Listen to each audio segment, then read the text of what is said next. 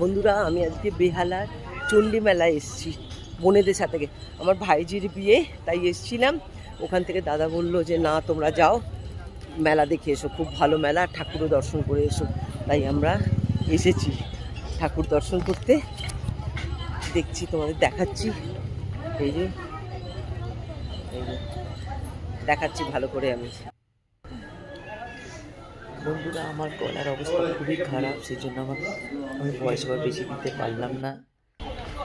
ভিডিওটি কেমন লাগলো অবশ্যই জানিও এবং মন দিয়ে মাকে একটু দেখো। এই মা খুবই জাগ্রত, বহু দূর দূরান্ত থেকে এখানে ভক্তগণ আসে মায়ের কাছে।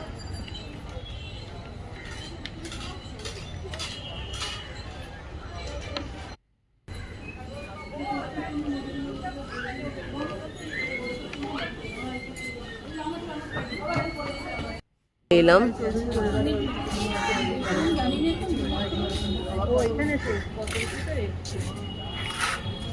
ঢুকছি এবার আমরা।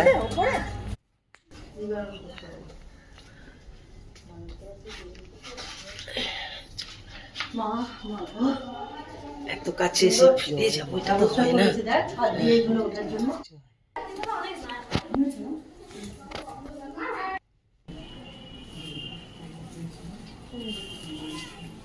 এখানকার পরিবেশ আমাকে মুগ্ধ করেছে।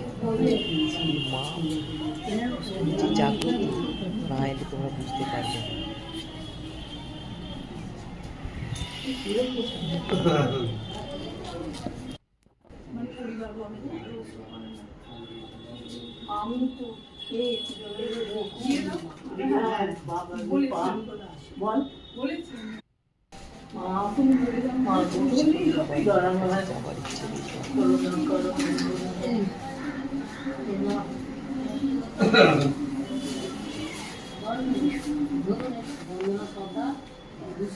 বন্ধুরা, ভিডিওটি ভালো লাগলে অবশ্যই লাইক, কমেন্ট এবং শেয়ার। আমার নাম শুভময় রায়চৌধুরী।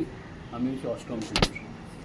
এই বরিশাল ঐতিহ্যমী মাচণ্ডী মহেশ রায়চৌধুরীর ভবন। এটা মহেশ রায়চৌধুরী মাচণ্ডীর 300 বছরের ঘট আজও ভক্তি সহকারে পূজিত হয়ে আসছে বরিশাল মহেশ ভবন চণ্ডী বাড়ি। মহেশচন্দ্র রায়চৌধুরী চণ্ডীর পুকুর থেকে, এই পুকুর থেকে একটা ঘট পান, কলসি পান, এবং তখনই মায়ের আদেশে মাই বলে দিয়েছিলেন ওনাকে যে দুর্গা পঞ্চমীর দিন প্রতিষ্ঠা করবি শশীষ ডাব দিয়ে, আর অঘ্রাণ মাসে মূর্তি করে পুজো করবি। 300 বছরের আদি মাচণ্ডীর ঘট আজও ভক্তি সহকারে পূজিত হয়ে আসছে বরিশাল মহেশ ভবন চণ্ডী বাড়িতে।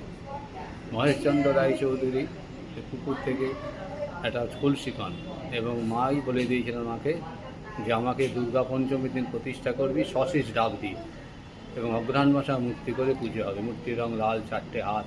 তখন উনি স্বপ্নের কথা ভাটপাড়ার পণ্ডিতদের বলেন, তারা বলে মা চণ্ডী। তো ওখানে মূর্তি করে পুজো হয়, আর এখানে ঘটে পুজো হয়। এই ঘট কোথাও যায় না, এনাকে কেন্দ্র করে উৎসব। এবং এখানে মেলা ছাড়াও 12 মাস পুজো হয়। আর দুর্গা পঞ্চমী তিথিটার জন্য আমরা মায়ের জন্মদিন হিসেবে পালন করি। আর চণ্ডী পুজো চেনার বাৎসরিক উৎসব। ধন্যবাদ।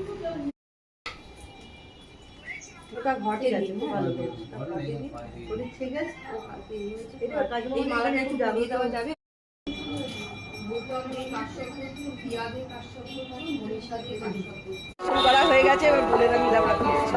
দাদার বাড়ি যাচ্ছি এখন, গিয়ে ওখান থেকে বাড়ি চলে যাবো।